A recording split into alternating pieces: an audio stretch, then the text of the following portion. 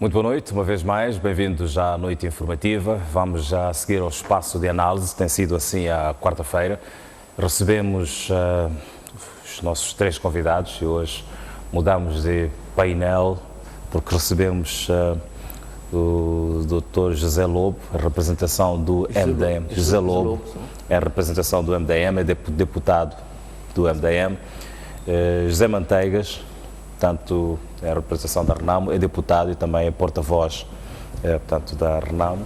E recebo Filimão Soares, que já é prata da casa, jurista, comentador, portanto, aqui na Noite Informativa. Vamos, nos próximos minutos, olhar para alguns temas de interesse nacional e não podemos passar ao lado, portanto, dos ataques já em Cabo Delgado, buscando colher a sensibilidade destas três figuras que temos aqui, portanto, em estúdio. Começaria por si, Filimão Soares. Que interpretação para esta evolução dos ataques em Cabo Delgado e, sobretudo, o modus operandi como tem estado a acontecer nas últimas duas ocasiões, pelo menos? Bom, muito boa noite. Uma vez mais, obrigado pelo convite para integrar este painel. Saudar os colegas que se juntam hoje em substituição dos habituais colegas. Em relação ao que se passa em Cabo Delgado, primeiro lançaram uma visão de solidariedade para com as famílias enlutadas, para com os demais concidadãos nossos de Cabo Delgado que estão a viver diretamente este cenário. E por que não para todo o povo moçambicano que direto ou indiretamente está a sofrer com o que aconteceu. A forma como os acontecimentos têm tido lugar parece pretender denotar que não se trata de moçambicanos, pelo menos envolvidos diretamente na situação. Poderá haver uns ou outros envolvidos de forma colaborativa, mas há muitos indícios que nos levam a pensar que estejamos a ser alvos do terrorismo de tipo internacional. A forma violenta como têm sido mortas as pessoas, a questão da decapitação das pessoas, não é característica dos demais crimes que têm tido lugar no nosso país, num e noutro momento. E é aqui que termos muita atenção, que sermos muito vigilantes e, sobretudo, a necessidade de lançarmos uma mão de força às nossas forças de defesa e segurança, à nossa polícia, para que de tudo continuem a fazer de modo o mais urgente possível conseguir controlar o cenário. Sabemos das dificuldades que se enfrentam nos países que já têm sido tradicionalmente alvos de ataques terroristas, a dificuldade que se tem para combater este mal. Quando se fala de terrorismo, da natureza do que temos visto nos outros países, tem sido perpetrada por pessoas que são, digamos, extremistas na sua forma de atuar, pessoas que entendem que a sua própria vida é um instrumento de luta. Portanto, a partir daqui, trata-se de um tipo de combate muito difícil de fazer, porque enquanto nós colocamos as nossas forças de defesa e segurança e rogando para que resolvam os problemas que nos afligem e regressem sãs e com vida, as pessoas que têm sido envolvidas no terrorismo usam a sua própria vida como um instrumento de trabalho. Portanto, está-se a combater com pessoas que não se importam em não continuarem vivas, não é? E tem uma outra característica que é a perpetração de atos que tenham este caráter hediondo, de modo a chamar a atenção. Os grupos terroristas têm esta intenção de muito rapidamente poderem chamar a atenção para si, para que se preste atenção àquilo que são as suas pretensões. Dito tudo isto, há que terminar esta primeira intervenção apelando para que todos nós continuemos vigilantes. Não é possível perpetrar atos daquela natureza sem a colaboração de um e outro moçambicano. É aqui onde eu gostaria de continuar a apelar para que não só em Cabo Delgado, onde estas barbaridades estão a ter lugar, mas em todo o território nacional, que sejamos vigilantes. Como se tem dito na gíria, nós já fomos o tal país ontem de que se falava e não precisávamos ser chamados à mesa porque não representávamos nada. Mas hoje Moçambique já é o país com que se deve falar, porque foram descobertos no nosso solo pátrio recursos de interesse mundial, se quisermos. E a localização desses recursos em Cabo Delgado e a perpetração destes atos em Cabo Delgado não nos permite fazer uma dissociação. Parece haver uma combinação necessária entre a localização dos recursos e, se quisermos, dos principais projetos de exploração dos bens neste país, e a iniciação da prática em Moçambique deste tipo de atos que em outros domínios do mundo têm sido levados a cabo para forçar determinadas posições. Grupos extremistas procuram chamar a atenção a si e depois para trazer uma série de reivindicações à mesa. Portanto, eu penso que temos a oportunidade de tão cedo debelarmos o fenómeno, eliminarmos o fenómeno antes que ele atinja proporções que obrigado, Dr. Soares. Obrigado.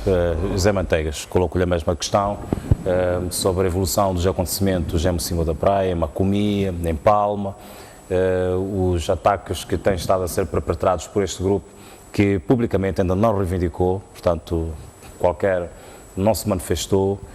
Como é que se pode interpretar como é que a sua bancada, a bancada da Renamo, olha para esta situação e o que é que de facto deve ser feito para estancar de uma vez por todas este mal que atinge os moçambicanos? Bom, boa noite a si, aos colegas do painel, aos moçambicanos do Rufão Maputo. Em primeiro lugar, queria de facto solidarizar com as famílias que estão a perder os seus entes queridos em Cabo Delgado, porque é preocupante o que está a acontecer. Como é que nós, como Renamo, olhamos para estes tristes acontecimentos? Nós olhamos com muita apreensão, olhamos com muita indignação, porque sentimos que há discursos distorcidos por parte das Forças de Defesa e Segurança.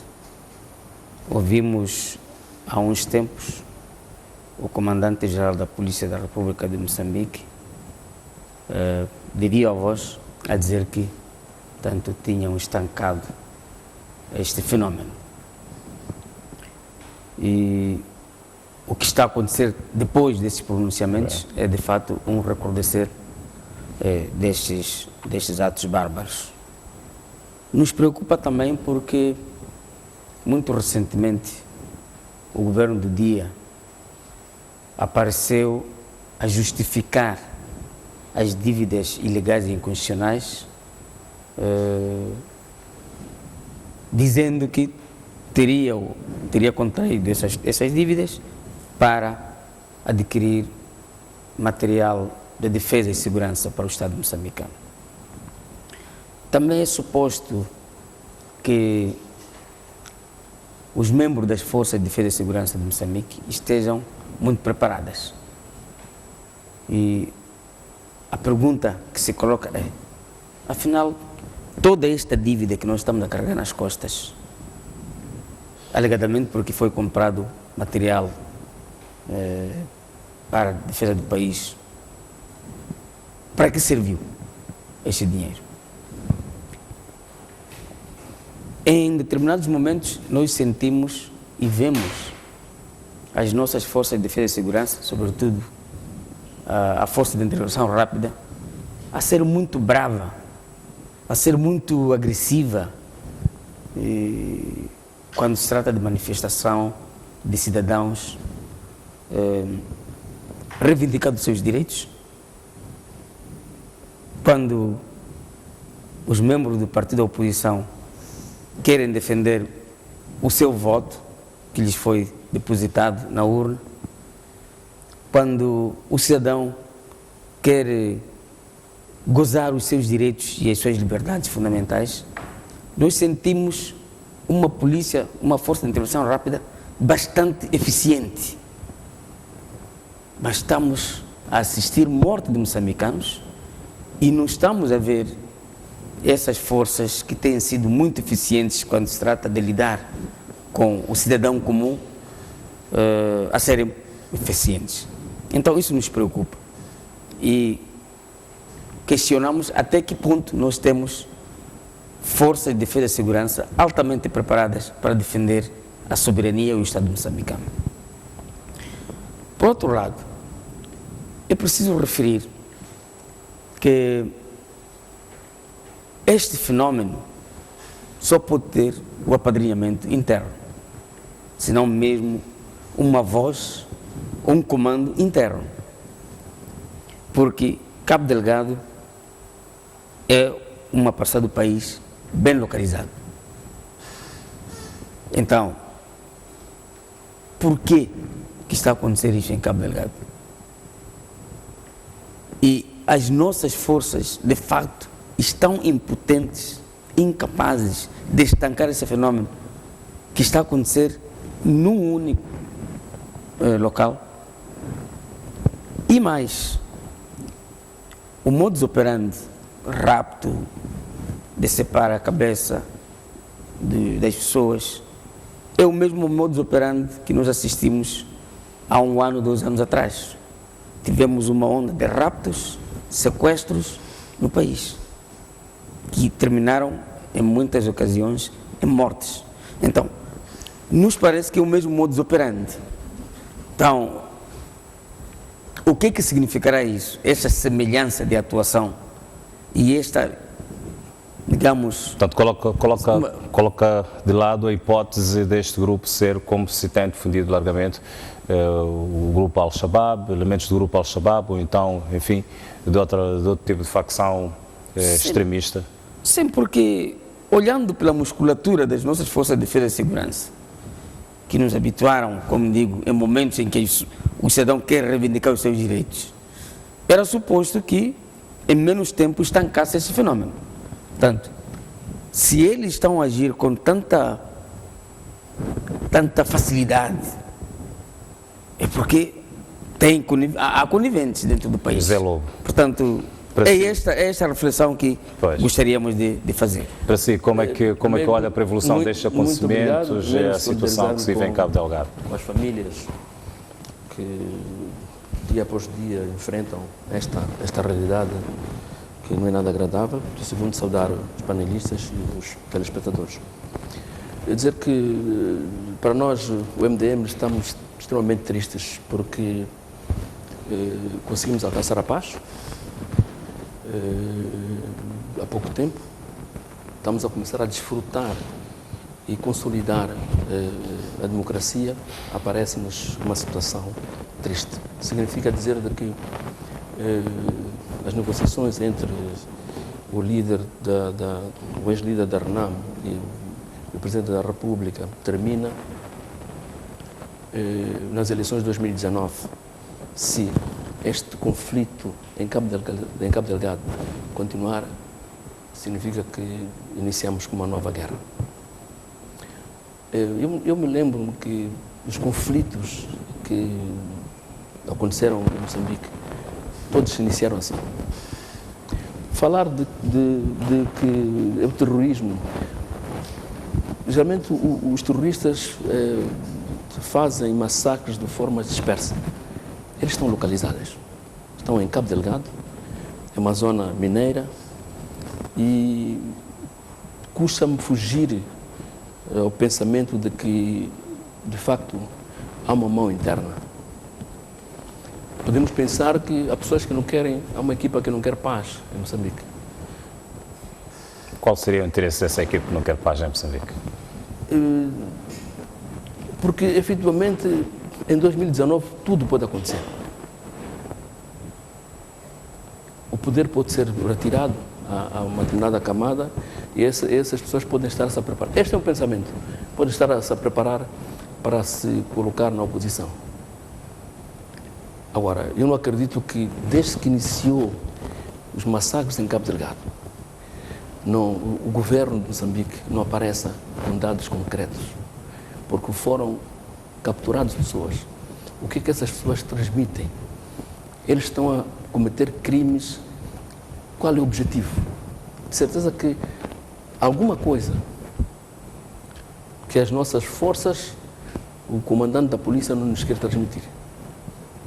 Porque já era tempo suficiente para nos dizer que porque questões religiosas pode ser sim, mas foram capturadas pessoas. E essas pessoas, o que é que dizem?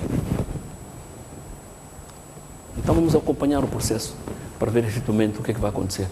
Mas a nossa visão é que as Forças Armadas, porque quem está ali é a polícia, as Forças Armadas, é momento para as Forças Armadas intervirem e terminar com aquilo que está a passar em Cabo Delgado. Pois, comunga desta tese de forças, poder ser uma força ou serem forças internas que estejam, portanto, a apartar-se ou aliar-se da paz, interessadas em outros processos, como aproximar das eleições e, por outro lado, como faz referência, portanto, os deputados Zé Manteigas, existir esse apadrinhamento interno para que esta situação em Cabo Delgado esteja a tomar as proporções que está a tomar? Bom, não comungo da mesma opinião. Aliás, na minha primeira intervenção, eu teria dito que estas situações só são possíveis com a colaboração de alguns cidadãos nossos, localizados nesses sítios, nesses distritos onde, infelizmente, tem lugar as cidades bárbaras. Mas eu não queria puxar a componente de colaboração de alguns cidadãos moçambicanos para a vertente política da coisa, como tem sido dito aqui há pouco tempo, porque seria uma abordagem muito aquém daquilo que tem-se estado a conversar em Moçambique agora, nomeadamente para o alcance da paz. Tenho chamado a atenção sobre o fato de que existem assuntos que, pela sua natureza, abrem espaço para que se lhes faça um certo aproveitamento político. E aqui reitero uma vez mais que este assunto sobre estes atos bárbaros que têm tido lugar em Cabo Delgado não devia ser sujeito de qualquer tipo de aproveitamento político. Portanto, não creio que faça sentido tentar aliar qualquer intenção do governo do dia, como foi dito aqui, a estas atividades criminosas que têm lugar, assim como seria de recomendar alguma percepção mais holística sobre a questão do terrorismo. Até podemos não ir fora da África, vamos olhar para a forma como têm sido levados a cabo alguns atos, nomeadamente em alguns países africanos, como Nigéria, como Somália. Já temos algumas manifestações mesmo aqui na costa do Índico, no Quênia, uma vez a outra.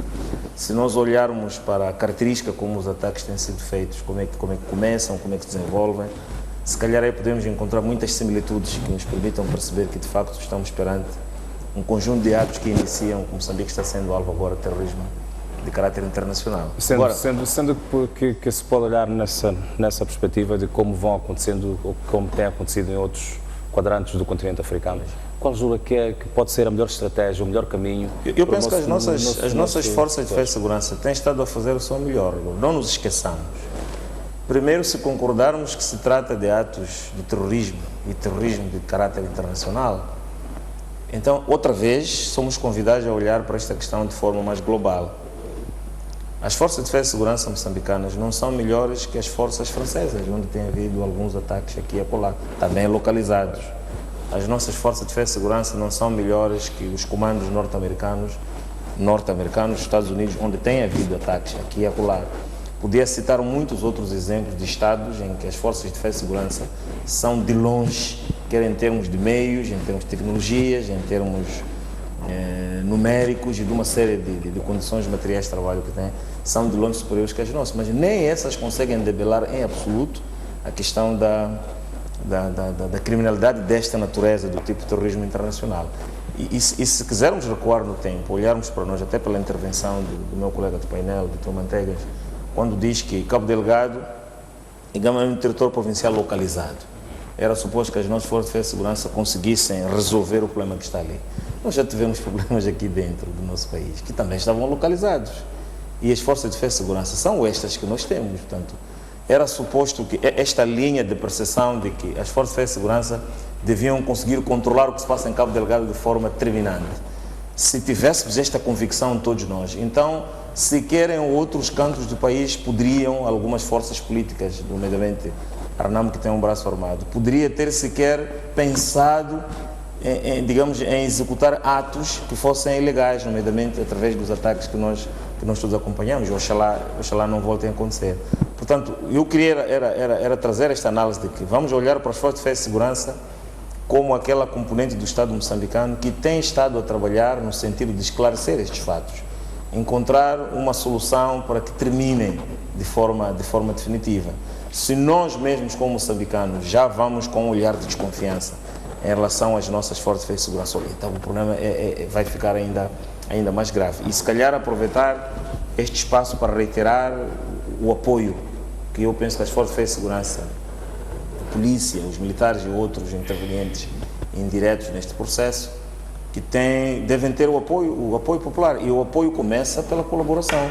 Há muitos crimes hediondos neste país que só foram esclarecidos com o apoio e colaboração das pessoas. As pessoas denunciam, das pessoas de quem desconfiam, das movimentações, e estas coisas muitas vezes têm levado a uma série de esclarecimentos. Portanto, há estas coisas que temos de trazer à mesa. Há uma característica como estas coisas têm sido feitas que nos levam a pensarmos que pode ter motivações terroristas e terrorismo de caráter internacional. Volto a chamar a atenção, não abandonemos o fato de a província de que nós estamos a falar não ser uma província qualquer. Poderia haver esta característica da dispersão que foi mencionada aqui, um ataque aqui, outro ataque acolá, mas numa altura embrionária, também se questiona o que interessaria o grupo estar a atacar num outro sítio se tiver um foco concreto. Então é para aquele foco que nos pretendem chamar a atenção. Muitas vezes, é o que temos sido dado a conhecer pelos meios de comunicação social, os grupos terroristas reivindicam as suas ações. É provável que fiquemos surpreendidos nos próximos tempos. Também uma outra coisa que eu acho que é importante nisto, por causa da sensibilidade das próprias matérias, não é suposto que as forças de segurança apareçam só por aparecer, para darmos a conhecer dos primeiros depoimentos que tenham sido prestados pelas pessoas que foram, por assim dizer, detidas. Quero crer que este silêncio há de fazer parte de uma estratégia militar que não permite que se perturbe, não é? As pessoas dando informações que depois possam ser desmentidas dias subsequentes, ou informações que possam perseguir o ulterior curso das investigações. Eu penso que as forças estão a trabalhar. É muito complicado se quisermos avaliar as forças de segurança por aquilo que está a acontecer e não pela tranquilidade que existe neste país. Pois bem, Dr. Manteiga, a melhor estratégia que se deve desenhar para se estancar esta situação e para devolver a paz e a tranquilidade em Cabo Delgado e, sobretudo, nestes 3 pontos a que fizemos referência, Macomia, Palma e, portanto, no cimo da praia. Qual é que seria? Bom, eu percebo pouco das estratégias militares, das estratégias policiais, mas era suposto que nós tivéssemos forças de defesa e segurança capazes de defender o país em quaisquer circunstâncias. Como eu disse, nós temos tido oportunidade de ver a musculatura das nossas forças de defesa e segurança até em períodos eleitorais. Quer dizer, nas últimas eleições, em Nampula, nas intercalares, nós vimos tanques de assalto em plena cidade de Nampula. E aquilo é demonstração de força. Então, esta demonstração de força, eu acho que agora, mais do que nunca, devia ser feita no terreno. Essa seria a estratégia. Porque demonstrar força perante um cidadão indefeso, isso não dá aquela dignidade às nossas forças de defesa e segurança. Portanto, a estratégia é que, se nós temos forças de defesa e segurança altamente formadas, temos material militar que foi adquirido através de dívidas ocultas, e esta agora é a desculpa de que o país contraiu dívida para adquirir material de modo a defender o Estado moçambicano. Então, que se ponha ao dispor. Os homens que foram formados, que se coloquem no terreno. A resposta que está a ser dada em Cabo Delgado portanto, o exercício que está a ser feito em Cabo Delgado pelas Forças de Defesa e Segurança é insuficiente. Não, mas nota que altas patentes da Polícia da República de Moçambique já apareceram, como eu me referi na primeira intervenção, a dizer que, portanto, já tinha sido estancado este fenómeno. E garantiram-nos, nessa altura, que em 30 dias realmente ia terminar. Mas o que nós vimos em momentos subsequentes é exatamente o contrário. Agora, eu estava aqui num programa ontem, alguém perguntava, mas por que a Renamo, que tem forças altamente treinadas, não podem apoiar? E eu dizia, não é possível porque neste momento estamos numa situação de contingência.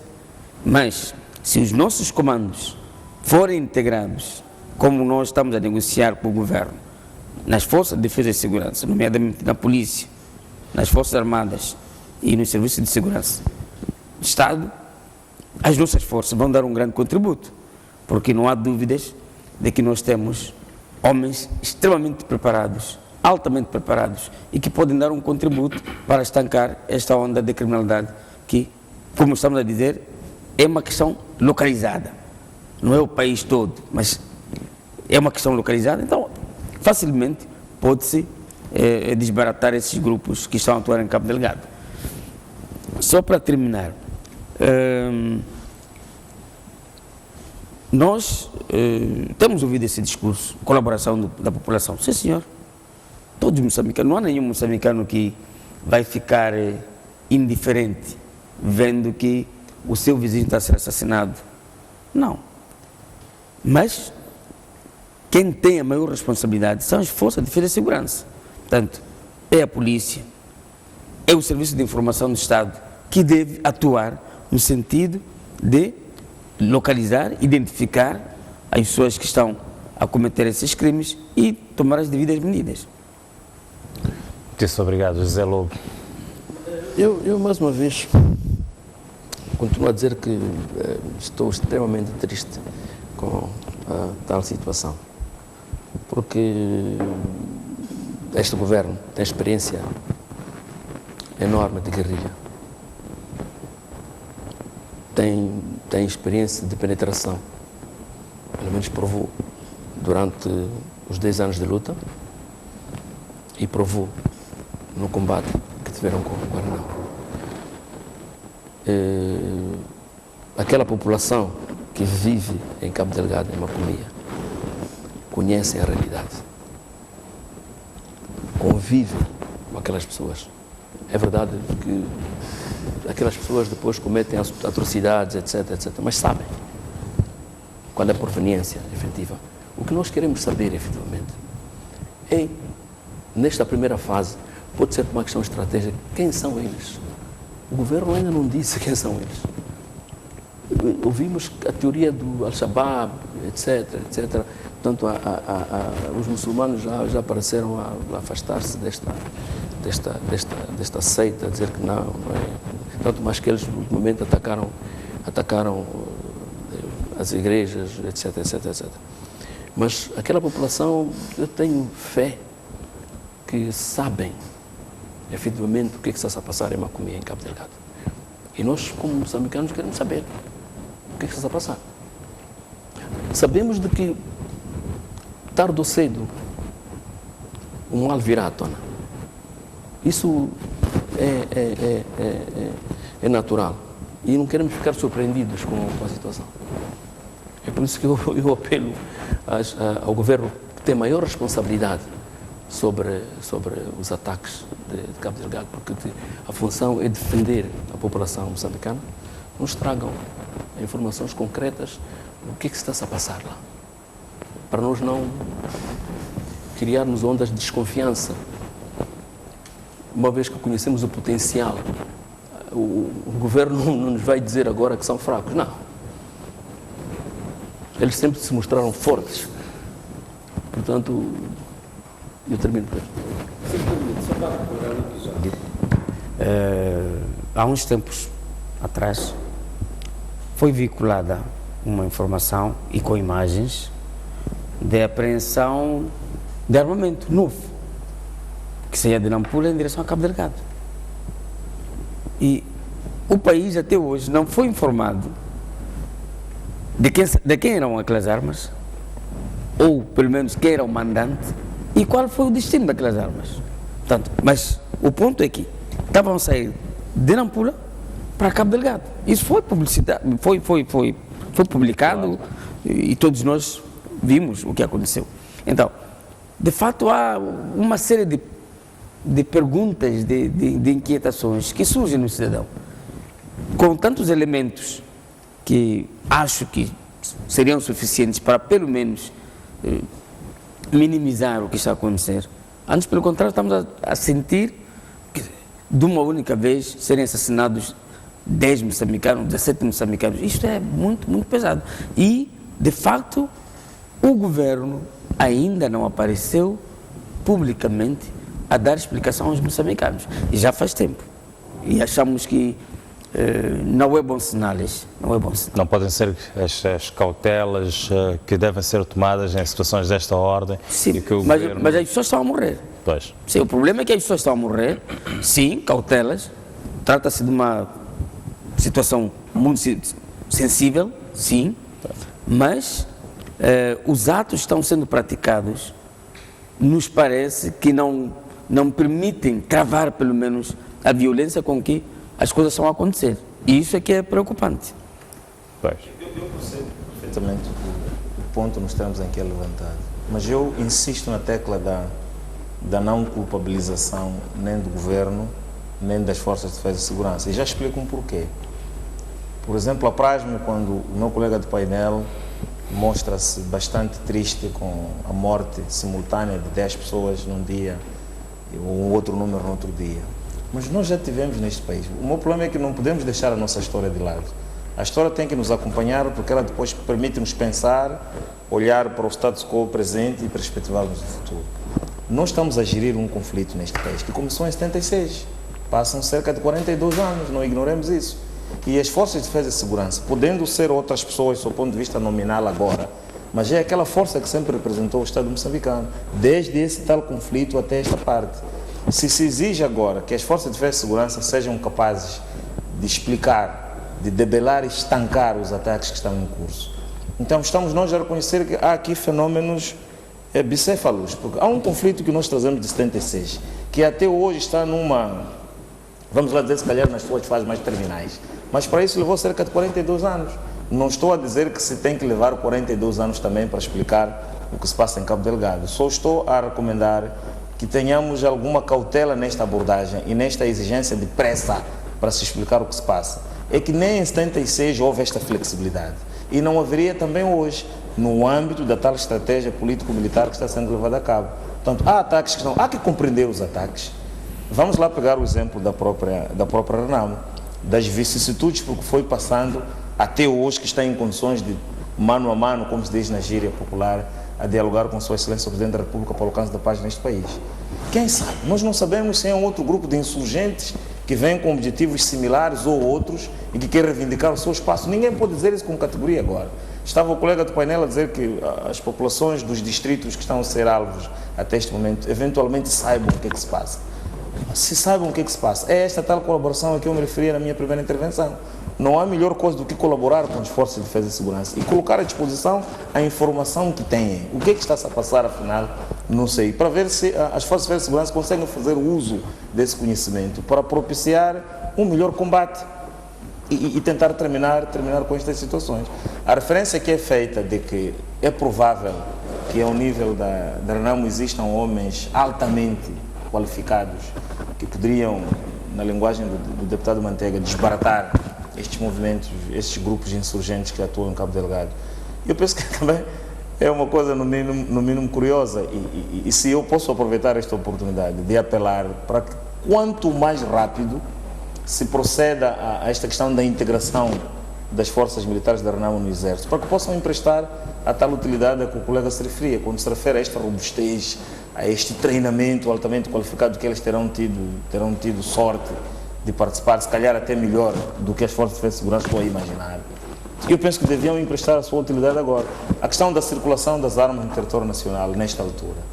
As armas sempre circularam neste país, senão haveríamos de querer entender que as armas que estão na posse da Renamo caíram do céu numa noite em que todos estávamos a dormir, ninguém viu, de repente acordamos e a Renamo estava armada. Sempre circularam armas aqui neste país. Entraram armas com que facilidade não sabemos, de que proveniência não sabemos, e nunca ninguém também apareceu a confirmar que a Renamo recebeu antes de ontem 50 obuses ou 500 AKPMs. Nunca foi assim.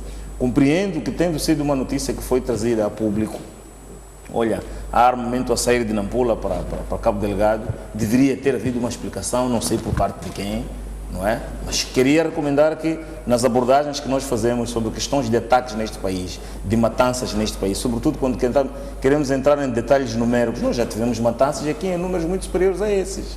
E estamos a gerir até hoje. Portanto, os problemas de interesses que confluem no território moçambicano, de vários grupos, são problemas nossos, que vimos com eles. E têm sido estas forças de defesa e segurança que são criticadas neste programa, que têm estado a garantir que este país ainda exista.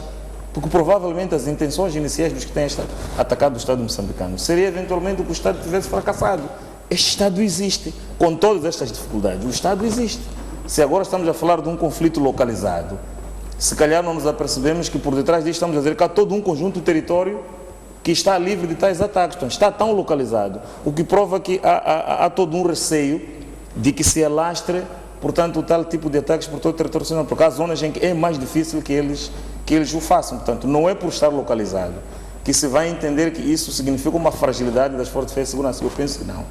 Penso que estamos a ser alvos de ataques terroristas, temos que ter muita serenidade e temos que estar mais unânimes na ideia de que é preciso apoiar as forças legítimas deste Estado para nos ajudar. Muito obrigado, Dr. Soares, por esta abordagem, também ao Dr. Manteigas e ao Zé Lobo. Convido-vos a seguirmos para o nosso tema seguinte, que tem a ver, portanto, com o novo provedor de justiça, os desafios que se impõem, portanto, ao ex-ministro da Justiça, agora provedor de justiça. Começaria pelo deputado José Manteigas. O que é que espera que possa trazer de novo o novo provedor de justiça para os moçambicanos? Bom, mas antes só uma notinha de referência, dizer que o nosso tema sobre os ataques em Cabo Delgado não tem nenhuma relação com a RAM. Não tem nenhuma relação. Aliás, o senhor presidente Afonso Dhlakama ainda é vida. Eu fui questionado e ele ajudou-me a responder uma pergunta que supostamente esse grupo podia estar ligado à RAM. Nós nunca precisamos de fazer isso. O que nós temos, sim, são forças altamente preparadas, que podem ser úteis ao país. Por isso estamos a dizer, se enquadrarem, e isso, do nosso lado, nós estamos preparados para qualquer momento. Estamos à espera. A RAM está preparada para o enquadramento nas forças de defesa e segurança. Então, depende muito agora da parte do governo fazer. Sobre expectativas, perspectivas em relação ao provedor de justiça. Bom, eu há pouco tempo fiz uma intervenção na Assembleia da República quando me referia ao setor das obras públicas de habitação. O que temos assistido é que há muitas exonerações, várias demissões de ministros na área das obras públicas de habitação. E eu colocava a seguinte questão: será que tantos ministros desta área, de facto, estão a ser demitidos, exonerados, porque são incompetentes, são incapazes? Eu acho que não. É uma questão, é o problema do sistema. O que eu quero dizer? É que o Dr. Xande pode ser competente, e creio que ele é competente, mas neste novo desafio, se calhar eu diria, eu he de ver para crer. Porque o Dr. Zé Abud, que ficou só um mandato de 5 anos como provedor, na hora de tanto, não competente. Aliás, ele foi ministro da Justiça durante vários anos neste país. Portanto, é uma pessoa competente. Se calhar o pecado dele foi de ter apresentado uma informação anual que, à luz do regimento e à luz da Constituição, ele deve apresentar à Assembleia da República uma informação contundente, no sentido de que ele trazia os problemas e apresentou as dificuldades que ele tinha, nomeadamente algumas, não é desobediência, mas pronto, deságua nisso, porque a lei o confere que deve ter uma resposta de uma determinada entidade, de uma determinada instituição. E ele, no seu exercício, fez várias diligências que não surtiram efeito, porque simplesmente foi ignorado. E ele apareceu no Parlamento a denunciar as entidades, as instituições que, de fato, não colaboraram com ele na sua posição de provedor de justiça. Porque eu, como parlamentar, não vejo muitas razões para ele ter sido não ter sido reconduzido. Não vejo muitas razões. O que pesou para mim, como deputado, é a última informação, que em grande medida, entre aspas, embaraçou muitas entidades governamentais. Okay. Então, o Dr. Xande,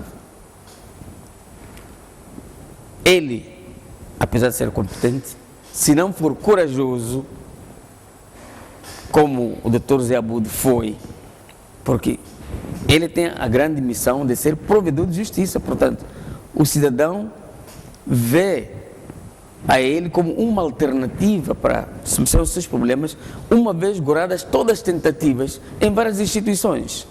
Então, vamos dizer, no fundo, ele é das últimas pessoas que podem interceder por um cidadão. E isso, para assumir e ajudar esse cidadão, muitas vezes denunciando algumas práticas que prejudicam o direito do cidadão. Okay. Isso requer coragem. Então, eu espero para ver e quero encorajar o Dr. Xande, que eu conheço, interagiu muito conosco no Parlamento, a ser corajoso. Porque se não for corajoso, ou ele defende o umbigo dele, ou defende o cidadão. Então ele terá que pesar isso. E tem uma grande responsabilidade. Portanto, eu acredito que o Dr. Xande vai dar o seu melhor. Mas pode ser travado pelo sistema, como foi travado o Dr. Zé Abude. José Lobo. Obrigado. Dizer-me que a nossa justiça está enferma. Okay. E O que é que o Dr. Isaac Xande pode emprestar ao cidadão? Não vai. O Dr. Xande foi se acomodar, foi reformar. Porque o Dr. Abude, no último informe que prestou à nação, foi claro de que convidou várias vezes alguns ministros para prestarem alguma informação, eles pura e simplesmente não apareceram. Porque sabe que, efetivamente, não há nada que os faça forçar a cumprirem leis moçambicanas. Portanto, não acredito que o Dr. Xande, não sei qual é a engenharia que vai aplicar para fazer com que o governo cumpra com as leis. Porque vimos agora o caso das dívidas ocultas, a Procuradora da República não conseguiu trazer ninguém à barra do tribunal.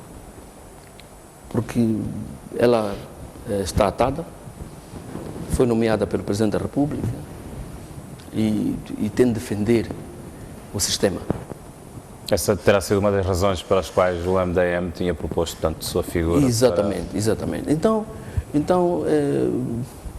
continuo a encorajar o Dr. Xande, mas eu tenho a plena certeza de que o Dr. Xande não vai levar a cabo alguma tarefa que sustenta o povo moçambicano, de facto, clama pela justiça, os trabalhadores continuam a ser despedidos sem justa causa e não têm para onde queixar-se. Pois, Dr. Filmão, este ceticismo é por si corroborado também? Tem uma opinião diferente? O que é que o Dr. Isaac Xande pode emprestar ao cidadão enquanto provedor de justiça? Bom, primeiro gostaria de felicitar ao Dr. Xande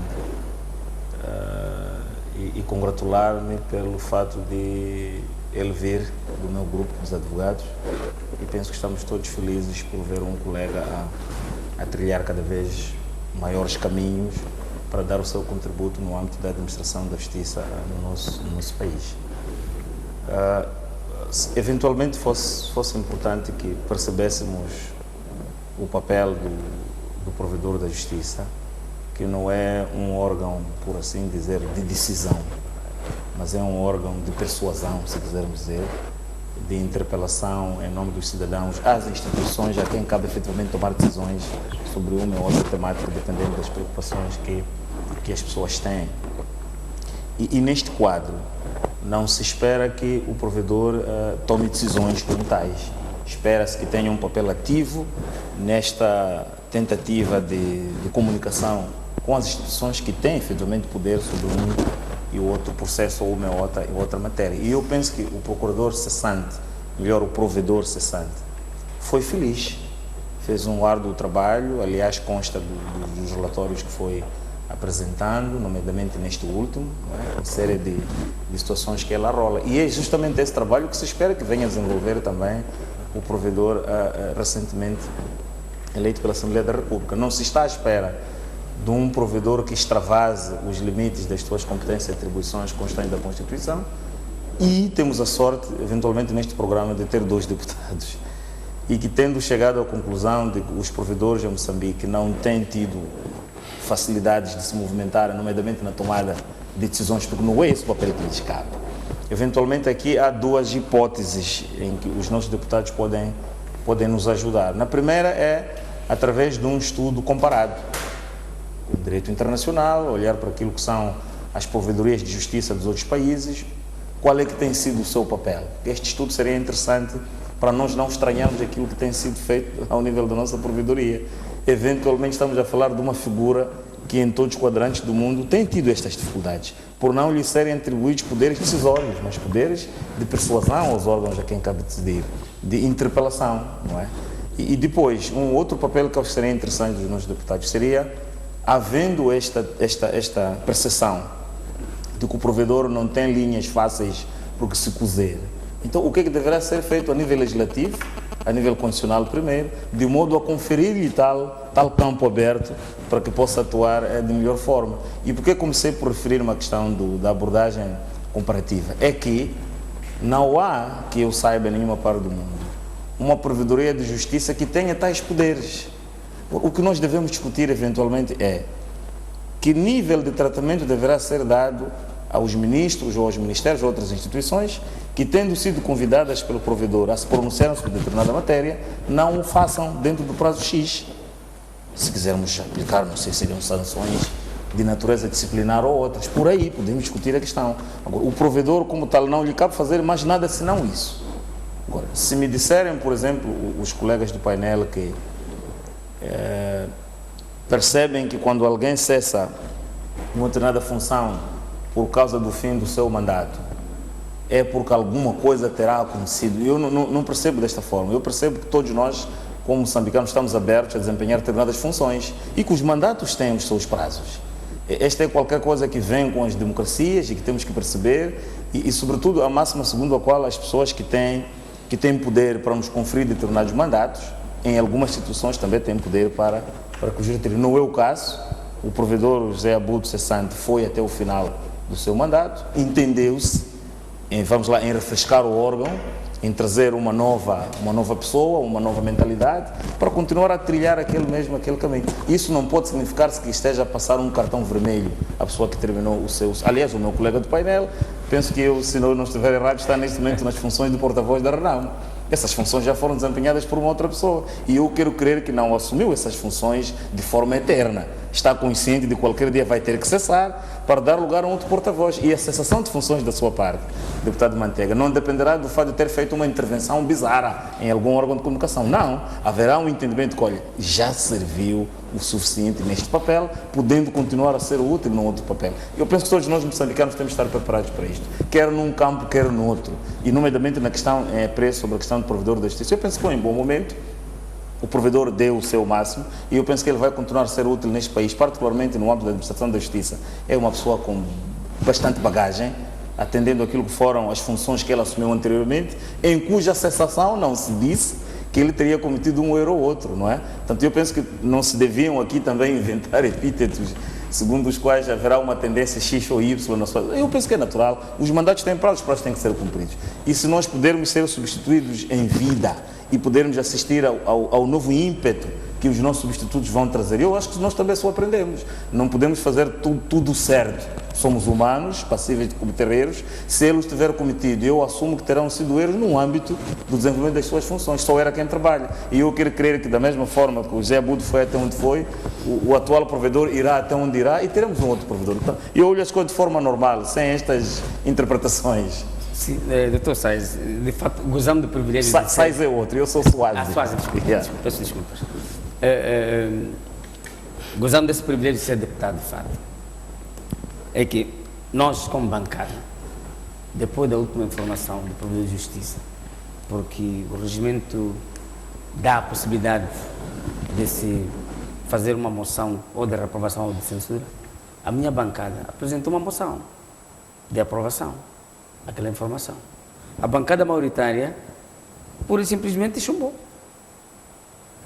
Agora, por que eu digo isso? É que o doutor Soares disse anteriormente que o anterior provedor foi feliz, portanto, trabalhou bem. A última informação foi, digamos, podemos tomá-la como uma informação típica. E quais são os aspectos que não foram aproveitados naquela informação? É que ele, depois de fazer tanto trabalho, realmente, a lei permite que ele solicite informações, questione as entidades para melhor perceber um determinado assunto. Simplesmente foi ignorado. Foi ignorado. Aconteceu com a ministra da Administração Estatal, aconteceu com outras entidades que não precisamos aqui de mencionar. Então, se ele de fato desempenhou um bom trabalho, eu acho que as pessoas que trabalham devem ser premiadas, não é? A máxima de que a equipe que ganha não se mexe. Não se mexe. Sim, estamos a falar de mandatos, mas nesse país nós temos várias entidades que somaram mandatos acima de outros, até como passados negros, e foram sempre reconduzindo. Nós temos ao nível do governo figuras que são incontestáveis, claramente incontestáveis, mas estão a saltar de mandato em mandato.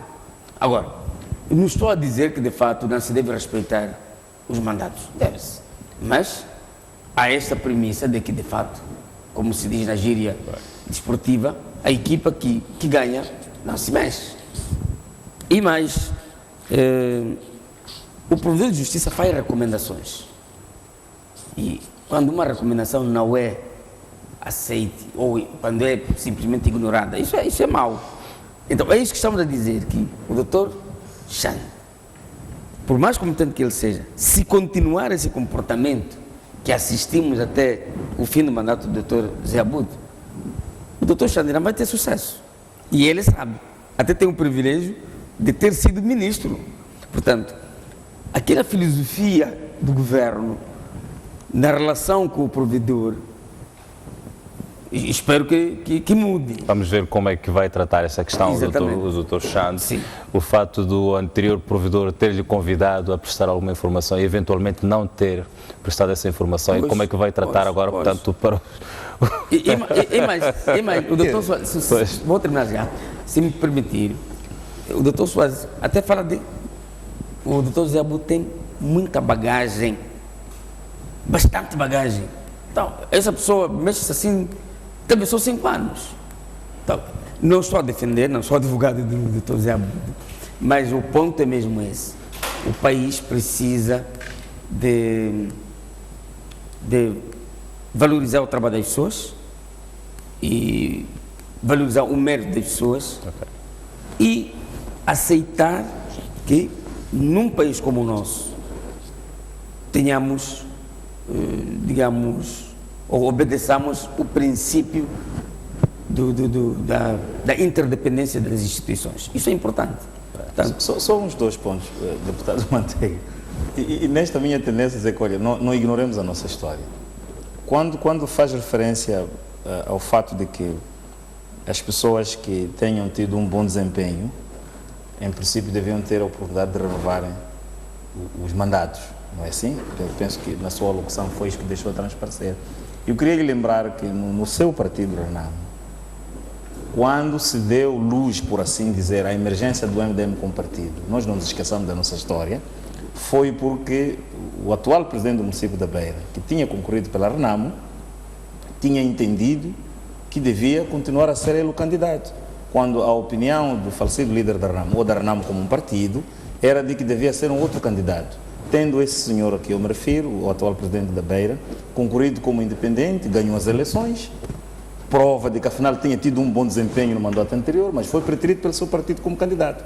Portanto, não é esta abordagem, e nem sequer compro a sua abordagem segundo a qual há ministros que nós vemos que cessam as funções a meio do mandato, por aí fora. É normalíssimo neste processo de governação. Como eu lhe dizia, para as situações de nomeação direta de Presidente da República, por exemplo, a um ministro, para um vice-ministro ou para outras entidades, nada diz que é obrigatório que a pessoa termine o mandato. Nós somos chamados para uma missão específica. Se entender que a nossa missão terminou a meio do mandato e que uma outra pessoa pode dar melhor continuidade, qual é o problema? E no caso do provedor de que nós falamos, cuja proposta para a eleição é feita à Assembleia da República, ele terminou o seu mandato e eu quero crer que ele deu o seu máximo, deu o seu contributo, e eu quero crer, fazendo um papel a nível público ou particular, o senhor José Abudo vai continuar a dar o seu contributo no âmbito da administração da justiça deste país. E eu quero crer também que o atual provedor da justiça, dentro dos parâmetros legais estabelecidos e em vigor, vai fazer o seu trabalho, vai tentar fazer toda a coordenação. Aquilo para que eu chamava a atenção é que tal uma reflexão ao nível da nossa Assembleia da República sobre como fazer o desdobramento desta questão, segundo a qual, se o provedor fizer uma série de interpelações às instituições a quem cabe tomar decisões, faz uma série de convites a uma série de ministros para que se apresentem para uma série de reuniões e assim não aceitam fazê-lo, que instrumentos é que nós podemos encontrar que lhe deem maior robustez? Eu penso que a abordagem devia ser esta, porque seja qual fosse o provedor, podia ter sido até nomeado um provedor proposto pelo MDM ou pela Renamo, mas se ele continuar a trabalhar, não é?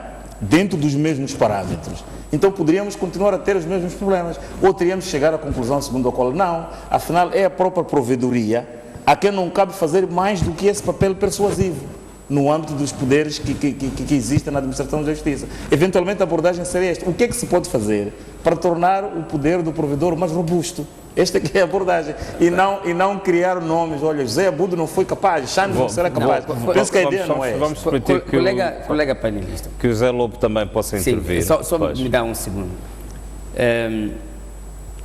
Quando eu digo que, seguindo a gíria desportiva, não é?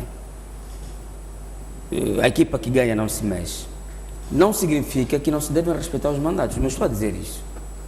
E quando traz a colação à situação da Renamo, eu acho que não vem a propósito. Não vem absolutamente a propósito. Mas está documentado. Sim, mas o que eu estou a dizer é que, de fato, o pecado que o Dr. José Abudo cometeu foi o fato de ter feito aquela informação anual que ele prestou à Assembleia da República. Porque criou fricções muito fortes. Nós sentimos. Tanto é assim que ele ficou isolado no Parlamento. Nós apresentamos uma moção de aprovação àquela informação. Simplesmente foi rejeitada. Foi rejeitada aquela moção.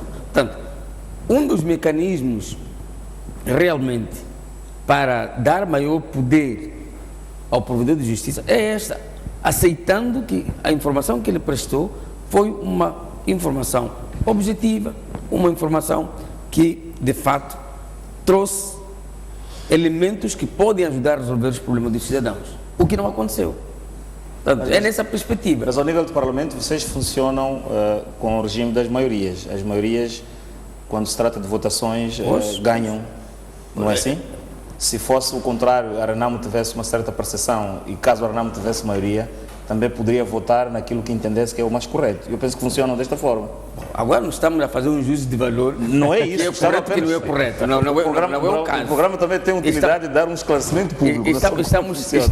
Senão vai parecer uma coisa estranha. Olha, há quem não quis, há quem quis, estava apenas a trazer o modelo, como se fazem as opções sobre as várias opiniões que desaguam no Parlamento. É que contra fatos não há argumentos, não é?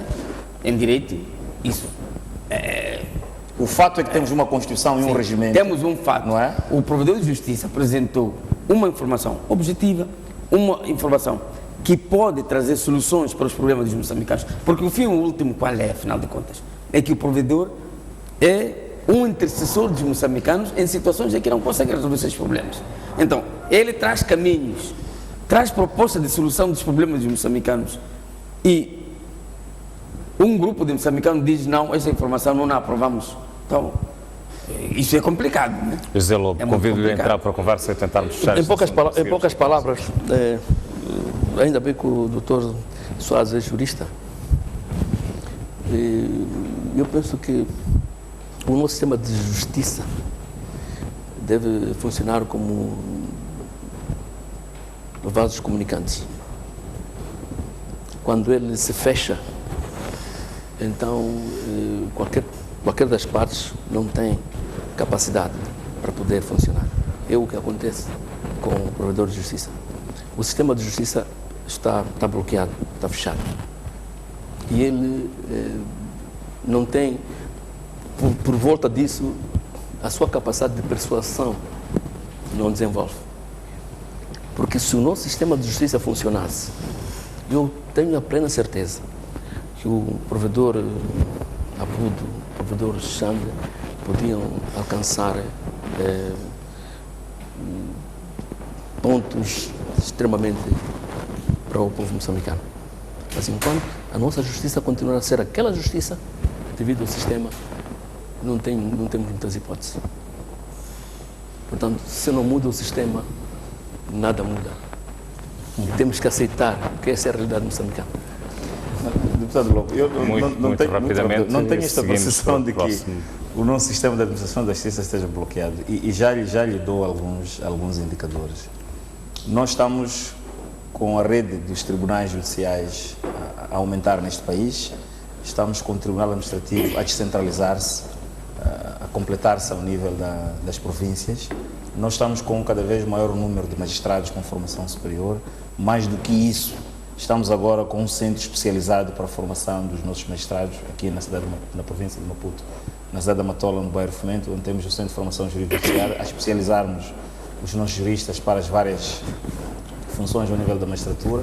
Portanto, os indicadores que eu tenho são estes, de que a nossa justiça está a melhorar bastante. Agora, se me quiser dizer que está a tentar fazer uma interpretação entre aquilo que é,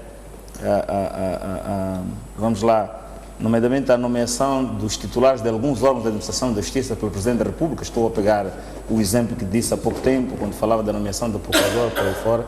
A chamada de atenção que eu faria sobre isso, que já tenho feito nos programas, é que não nos esqueçamos outra vez da nossa história. A Constituição que está em vigor de 2004, ela foi aprovada com duas palavras interessantes que também acompanharam, penso que esta última aprovação da revisão. Foi aprovada por unanimidade e aclamação. E por que terá sido assim? Porque algumas pessoas que condicionaram a aprovação daquele texto condicionado podiam ter o entendimento de que nas eleições que seguiriam, o seu candidato seria eleito Presidente da República e seria ele que teria o domínio e o poder para nomear tais titulares. Assim não foi, porque tem que ganhar uma única pessoa. Agora, não podemos, agora envolvidos 14 anos, fazermos este debate no sentido de que a justiça está enferma, como bem dizia, está bloqueada, e usando como argumento o fato de porque o chefe de Estado nomeia uma figura que isso está na Constituição. Ai de nós se ele não o fizesse. Está sendo feito um bom exercício agora da vossa parte, que é a discussão da revisão da Constituição, que infelizmente foi estanque na questão da descentralização. Oxalá um dia também tenhamos maior disponibilidade de tempo e de concentração para discutirmos uma revisão da Constituição que também satisfaça a situação a que fazia referência. Portanto, está em aberto. Eu penso que em momento oportuno esta discussão virá mesmo ao nível de nós. Se entender que o tal desbloqueio da administração da justiça moçambicana depende de se lançar mal a essa questão, eu penso que vocês, no vosso poder, vão fazê-lo. Muitíssimo obrigado. Vamos partir para o nosso último tema de reflexão e de análise desta noite. Tem a ver, portanto, com a sessão extraordinária da Assembleia da República, a perspectivada sessão extraordinária da Assembleia da República, que vai ter entre alguns pontos, um dos pontos este que o Dr. Soares fez menção, que é a questão da descentralização administrativa, questões das leis autárquicas. Vou começar pelos deputados. José Lobo, as suas expectativas pessoais e do MDM relativamente, portanto, a esta sessão extraordinária convocada pela Presidente da Assembleia da República para este mês de junho e, sobretudo, para estes temas sensíveis que vão ser olhados. Eu penso que o processo da revisão pontual da Constituição foi um sucesso. As três bancadas convergiram no mesmo ponto. Agora, o pacote eleitoral também vão acomodar, os consensos foram alcançados na revisão, não haverá nada de anormal relativamente a este aspecto.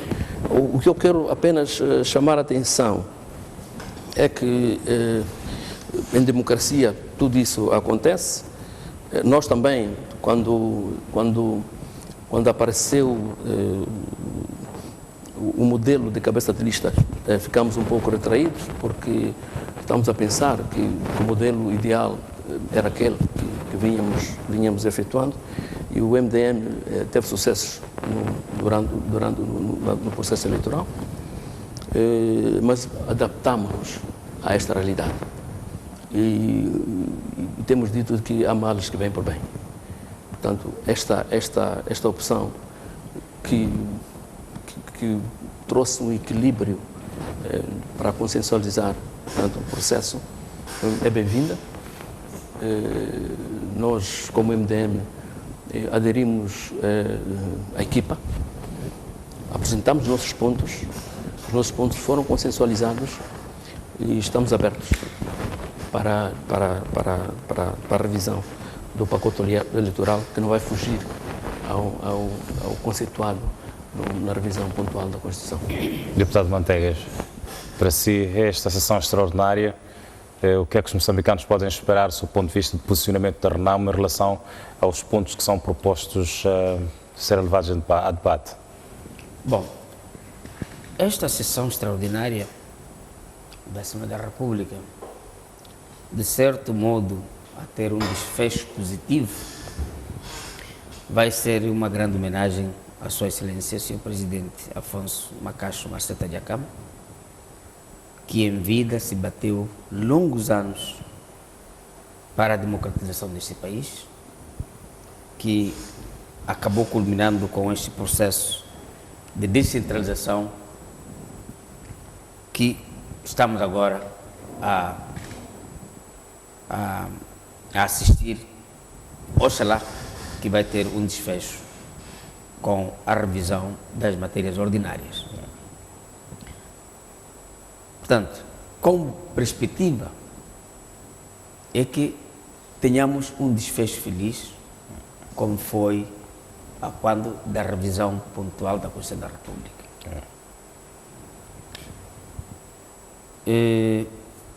Um desfecho que não é tudo, mas também esperamos que após a aprovação das matérias ordinárias consigamos, no devido momento, me refiro ao momento de votação, condições para termos pela primeira vez no país eleições sem fraudes eleitorais, eleições justas, livres e transparentes. Porque, como eu me referi um pouco antes, aquela musculatura que assistimos nos processos eleitorais influenciam muito negativamente os processos eleitorais. Portanto, gostaríamos que desta vez, e oxalá este cachimbo da paz que estamos a fumar, a saborear agora, prevaleça. Porque, na verdade, podemos aprovar leis muito bonitas, leis consentâneas com a realidade, mas no momento da sua aplicação, se tivermos dificuldade nesse processo, nós não vamos atingir aquilo que almejamos como Estado, como país. Portanto, a nossa expectativa, e do nosso lado, do lado da Renamo, estamos dispostos, disponíveis para garantir o nosso sim. havendo condições para o efeito. Porque em matéria legislativa há sempre algumas diferenças de pensamento em relação a um determinado assunto, a uma determinada área. Isso é natural. Aliás, a Renamo bateu-se todos esses anos, está-se a bater para a instalação do multipartidarismo, da democracia, que significa diálogo, perceber o outro, ouvir o outro e também saber e também ter o privilégio de ser ouvido. Portanto, é nesse exercício que eu acho que devíamos, já que embarcamos na revisão constitucional, devíamos continuar nesse diapasão, porque de fato acredito que naquele momento da revisão constitucional que ocorreu muito recentemente, demos um grande sinal, criamos, digamos, um novo alento ao país e aos moçambicanos. E é isso que devíamos continuar. Pelo menos a minha bancada está comprometida nesse sentido, de que devemos continuar a criar esse ambiente de harmonia, esse ambiente de paz, porque afinal de contas nós não legislamos para nós como pessoas, não legislamos para nós como partido, legislamos para o país, para o Estado moçambicano. Então, se nós nos entendermos nessas discussões legislativas, significa que quem ganha é o país, quem ganha são os moçambicanos. Muitíssimo obrigado. É verdade que não vai estar na Assembleia da República para ajudar a legislar, de qualquer das formas, como cidadão, tem as suas expectativas em relação àquilo que possa vir a ser esta sessão extraordinária ou possa dali surgir. Tenho expectativas e expectativas boas, e porque tenho interesse nessas matérias, não estando no Parlamento, se a sessão não for aberta ao público, pelo menos acompanharei pela mídia com muito interesse. E a expectativa que eu tenho efetivamente é que a harmonia que foi ensaiada quando da revisão pontual da Constituição perpetue e seja o espírito que vai nortear a discussão das matérias de regulamentação destes processos eleitorais por parte do nosso Parlamento. Agora, devo reiterar o que tenho dito sobre isto, é que a abordagem, do ponto de vista acadêmico, teórico, político, sobre a revisão da Constituição, a revisão do pacote eleitoral, tem interesse a este nível e a outros níveis. Mas já há um nível em relação ao qual o mais interessante e importante é que, com estes consensos para a revisão pontual da Constituição, para a revisão do pacote eleitoral, se alcança a paz definitiva. E as pessoas só poderão estar, por assim dizer, garantidas que haverá paz definitiva, quando nomeadamente souberem que todas as armas que circulam neste país, em princípio, são aquelas que estão com as forças oficiais do Estado, estão com a polícia, estão com os militares e com as outras instituições paramilitares autorizadas. Enquanto nós não pudermos, por via destes consensos, resolver o principal problema, que é o da recolha das armas e integração dos homens armados da Renamo, esses documentos que nós estamos a aprovar agora vão ser apenas documentos. Se nós pretendermos que sejam efetivamente documentos que nos sirvam e que regem o funcionamento do Estado moçambicano, então temos que estar naquela situação em que possamos estar num painel deste a discutir sem que haja um telespectador a dizer, mas aquele que está a falar tem armas aquele ali. Porque a partir daí o processo está viciado. Portanto, estamos a aprovar esses instrumentos. Estamos neste momento no mês de junho, felizmente vai haver uma sessão extraordinária para flexibilizar estas matérias, mas as eleições autárquicas já estão convocadas para outubro. E olhando para o timing, para uma coisa que nós não vimos conseguindo fazer há bastante tempo esta parte, nada me garante que até outubro nós teremos conseguido terminar o processo da recolha das armas e integração dos homens armados da Renamo. Oxalá eu esteja errado.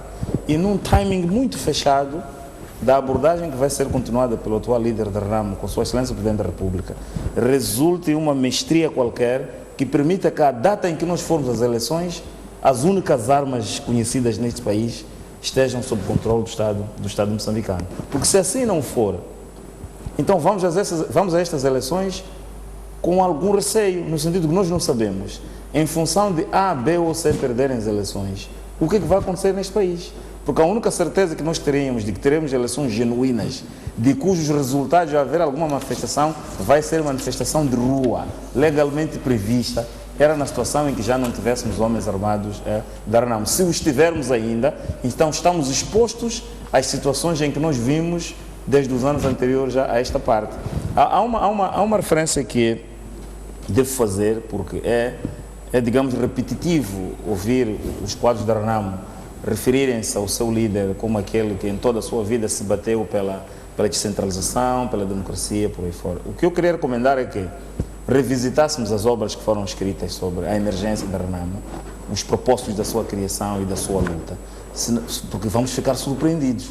Aquilo que eram os objetivos apontados em 76 não coincide com aquilo que são as tendências apresentadas na véspera da assinatura do Acordo Geral de Paz em 92, de onde falava-se de tudo menos da questão da descentralização. A descentralização, pelo menos naquilo que está documentado, é um fenômeno relativamente novo, o que significa que, a continuar o conflito armado, nada me surpreenderia se daqui a mais 5 ou 10 anos tivéssemos uma outra motivação.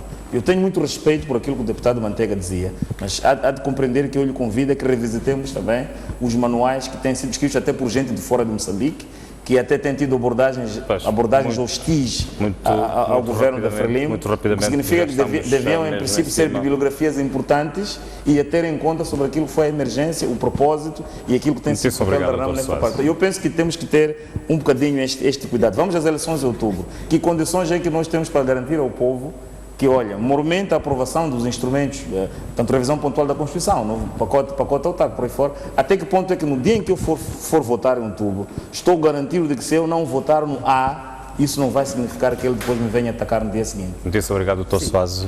Doutor Soares, não sei se não tem sonhado com a Renamo. Muito rapidamente. Em todas as suas intervenções, é que em todas as intervenções, quando faz alguma abordagem, vai sempre a Renamo. O ponto é, aqui na cidade de Maputo, as pessoas são assassinadas em plena Eduardo Mondlane. Não foi a Renamo que assassinou. As armas que foram usadas não são da Renamo. Mas eu não tenho essa certeza, deputado Manteiga. Eu não tenho. Eu tenho certeza. Eu tenho certeza. Portanto, eu acho que, doutor Sá, com todo respeito, vamos debater ideias. Isso é que é importante. E agora, relativamente a esta revisão ou a esta sessão extraordinária, eu acho que o que nós devemos fazer é, de fato, valorizar aquilo pelo qual o Presidente da Câmara lutou. Aí está o problema. Sim. Por quê? Porque se nós formos também a história da Frelimo, a Frelimo sempre defendeu o comunismo, o marxismo. Hoje, os membros da Frelimo são uns capitalistas quase selvagens, que nem querem saber da vida dos outros. Portanto, abandonaram absolutamente a filosofia que adotaram em 75. Mas nunca negaram isso. E pior do que isso, é que hoje dizem que tem um hino onde dizem que o comunismo ou o socialismo triunfará, mas estão de costas viradas absolutamente ao socialismo, ao comunismo. Portanto, a Frelimo é que mudou completamente dos princípios que adotou em 75. A Renamo não. A Renamo, desde logo, lutou em 76 já falavam de centralização. Desde logo, lutou pela democracia, pela justiça, pelos direitos humanos. Isso está lá. Desde logo. Vai ver nos estatutos, quando a Renamo foi criada. Mas, deputado Manteiga, a Renamo Estatutos é de 91, 92. Eu estou a falar da Renamo Resistência em 76. Não havia estatutos. O que era Frelimo em 75? Em 77 era o quê? Eu quero agradecer a vossa presença aqui no meu programa. Era um partido comunista. Hoje abandonou absolutamente o comunismo. Quero agradecer a vossa presença no programa de hoje, na noite informativa de hoje, neste espaço de análise, as várias análises, reflexões em relação, portanto, aos 3 temas propostos. Eu espero por vós próxima semana. Dr. Soares também espero por si próxima semana. Vamos sair agora para um brevíssimo intervalo. Voltamos já a seguir para fazer a atualização das notícias na noite informativa. Até já.